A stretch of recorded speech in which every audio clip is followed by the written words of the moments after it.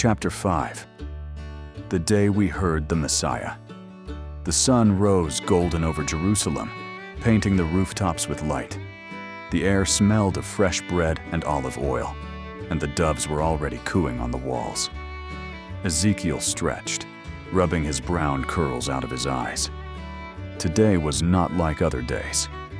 Today, Abba said, they would travel to hear the Messiah speak.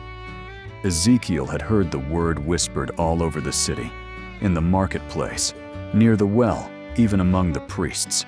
Messiah, the one who would come from God. Some said he healed the sick. Others said he spoke like the prophets of old. "Come, Ezekiel," Ima called, tucking a small basket of figs and bread into her shawl. "We must leave early if we want a good place to hear him." Ariella toddled behind her, clutching her rag doll, and little Beau giggled in Abba's arms. Jorgis, the dog, barked and circled their feet, as if he knew something important was happening. "Do you think he will talk to us, Abba?" Ezekiel asked, as they started down the narrow street. Abba smiled. "Perhaps not to us alone, my son. But if you listen with your heart, he may still speak to you." They walked through the city gate and joined a crowd moving along the dusty road toward the Sea of Galilee. The date was early in the spring, the month of Nisan, when the barley begins to grow and the hills turn green again. The air was warm, but carried the cool breath of the water nearby.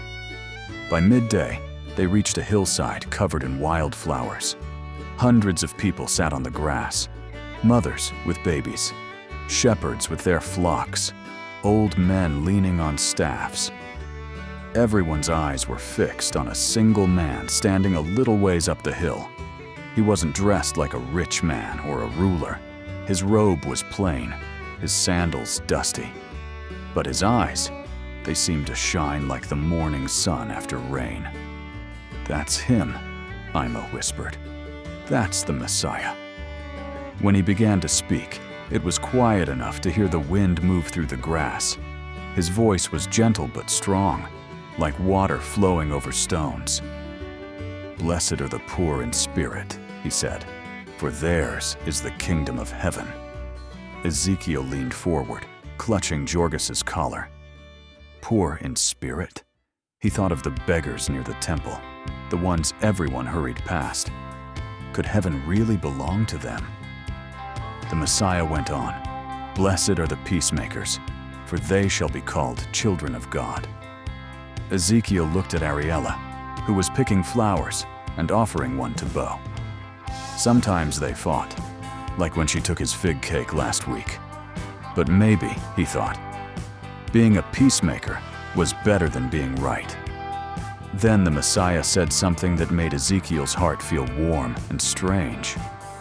"Let your light shine before others, so that they may see your good works and glorify your Father in heaven."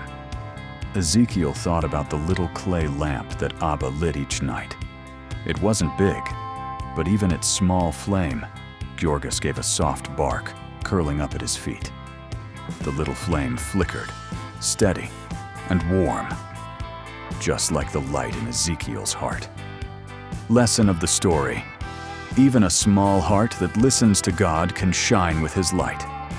When we live kindly, forgive others, and bring peace, we show the world what the Messiah's love looks like.